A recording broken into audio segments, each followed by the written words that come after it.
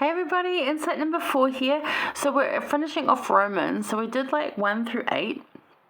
Oh, I read 2, but we discussed the whole thing just around what it is to actually be a living sacrifice, what that means. So if you want to know about that, go look at that. Now we're going to look at ways to actually do the things that Paul's suggesting here. And those are in verses 9 through 21. So how to actually be a living sacrifice, or how to live in that way. So it's beautiful language, and it's multiple pieces of advice or instruction are given on how to be or live as a living sacrifice, one who gives back to God by choices and our way of living. So to better understand some of these things, again, as I've already suggested this week, I would read the NIV, the ESV, or the Message versions of the New Testament, of these verses specifically. Then these things become easier to understand for us then to incorporate into our lives and our way of being.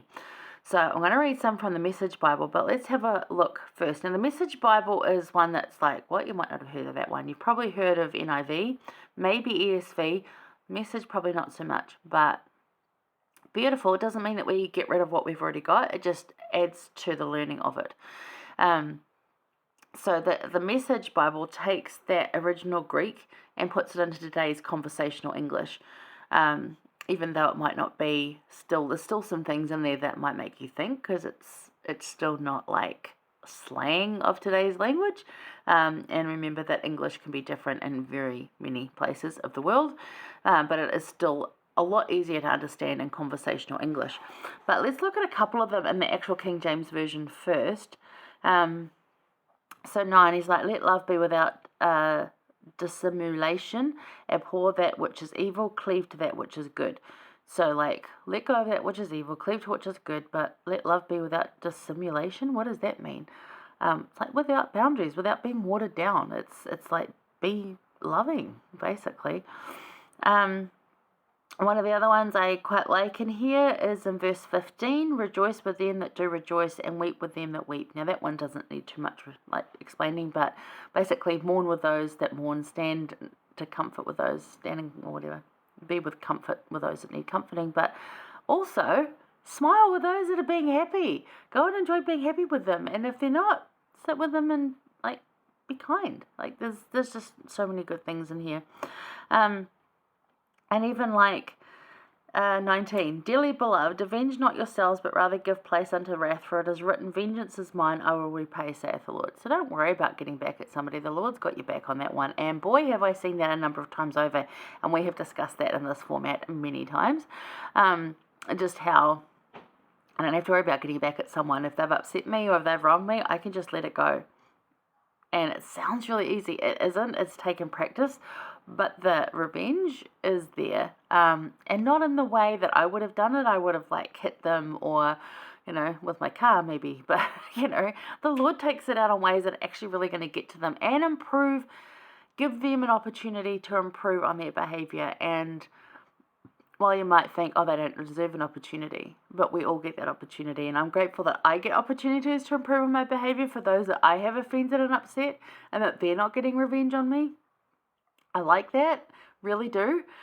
So it's only fair that they would then, those that have hurt me, have that opportunity. Now, again, if they're going to live as that, really grateful to God for what they have and give back in God's love language of choices and living better, then they take that opportunity. Now, if they don't do that, then that's really showing on their relationship with God and actually no more anything to do with me. So I kind of like that. But there's some really good things in there. But I'm going to read you the verses from the Message Bible because it just puts it so lovely. So here's some ways on how to actually be a living sacrifice, or how to make those choices and to live that our way of living, to improve our way of living and just have a more peaceful kind of life. And again, it doesn't make it easier. It just means that we're with God. We talked about that last week, remember? Just that actually living our Christian life, we expect it to be easier, and it's not going to be. But what it does do is mean we walk with Christ, and that we have a bigger picture. We see divine design. We know the plan. And we don't get stuck in the moment of it. And even sometimes I still get stuck sometimes in the moment of things. And then like I can break out of that and be like, oh, actually, it's okay, bigger picture. Helps a lot, really does. So This is chapter 12, verses 9 through 21 of the Message Bible, okay? So, love from the center of who you are, don't fake it. Run for dear life from evil, hold on for dear life to good. Be good friends who love deeply. Practice playing second fiddle. In other words, it's not all about you. Now, the actual verse in the King James says, be kindly affectioned one to another with brotherly love and honor, preferring one another. So in other words, it's not all me, me, me. It's like, actually, what would you like to do? Where would you like to eat? And we'll find somewhere in there. So yeah, practice playing second fiddle. You don't have to be the star of the show all the time. 11, don't burn out. Keep yourselves fueled in a flame. Be alert servants of the Master, cheerfully expectant. So waiting on his miracles, cheerfully expectant, and keep yourselves ready to go. Like, live the word of wisdom. Interesting how that comes in there. In verse 12, don't quit in hard times, pray all the harder. So when it's getting hard and you're like, I don't even feel like praying, again, it's the time to pray more or pray harder. Pray more sincerely. Really get honest. Have those emotional discussions. Cry, scream, shout, whatever you want to do. But get it out. Help needy Christians, and I love this part. Be inventive in hospitality, because there's a lot of times in ministering where we're like, oh, that family's sick, oh, we'll just take them food, or we'll drop off a meal, which, sure, but what do they actually need? What is their need right now? Where's their support needed, right? Bless your enemies, no cursing under your breath, so no like, which we love to do, right? Don't do that. Laugh with your happy friends when they're happy, shed tears when they're down. So I like that. So when your friends are happy, be happy with them. Don't be depressive and be that thing. And when they're tearful, that's what good friends do. If you're sad and everyone else is happy, someone will come sit with you.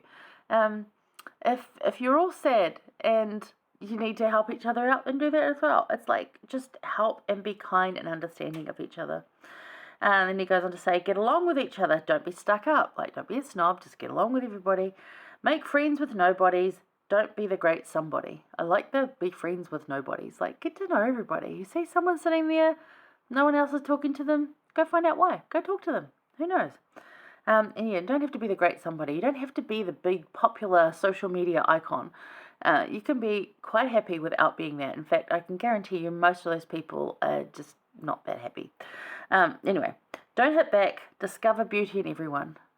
There is beauty in everybody. There really is. If you've got it in you, get along with anybody or everybody. If you've got it in you. So some days you're not going to have it in you. And other days you are. Just get along with everybody. Don't insist on getting even. That's not for you to do. I'll do the judging, says God. I'll take care of it. And that's what I said. And I'm thankful for that, because way better for him to do it. He knows how to do it best. Our scriptures tell us that if you see your enemy hungry, go buy that person lunch, or if he's thirsty, get him a drink. Your generosity will surprise him with goodness. And that's not just for people homeless on the street, that's for anybody. If you're off on your work break and you're going to I'm going to go get a Sprite or something, go to McDonald's, don't even you can say, oh, do you want anything? And they'll probably say no. And you're like, well, I'll get you something anyway. What would you like? And just do something. They'll be surprised. Like Sister Kimball, she said, never suppress a generous thought. Just don't. Just be generously kind. It does honestly surprise them. I was able to help the sister missionaries out last week. Gosh, it's only been a week. They were sick at home. They were supposed to come over and see me, and they said, oh, we couldn't come around, we're sick. And I was like, well, what'll I bring you? And they're like, you don't have to do that. I'm like, I know I don't. I didn't say I did have to do it. I just want to do it.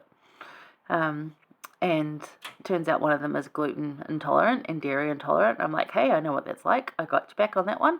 I got them some delicious lunch and a few other things that I particularly like to munch on, and dropped it around, and it totally lightened their day and perked them up. And they were surprised with the goodness. It's exactly what we're supposed to do as ministering.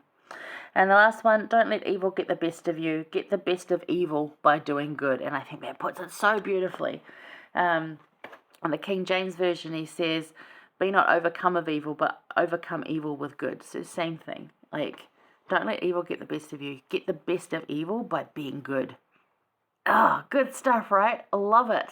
So yeah, have a look at the other versions, but just really embrace it. This is how to live a Christ-like life. This is how to live as a living sacrifice. This is how to be that is going to bring those peaceful moments, those happy things, those more, the things you desire, like really into your life. It's what's going to do it.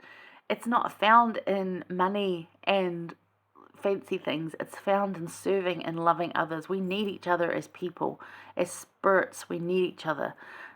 So yeah, have a look. Really great at this. It's great ministering advice. Great, just like being kind to other people and bringing joy into your daily life advice. It really is.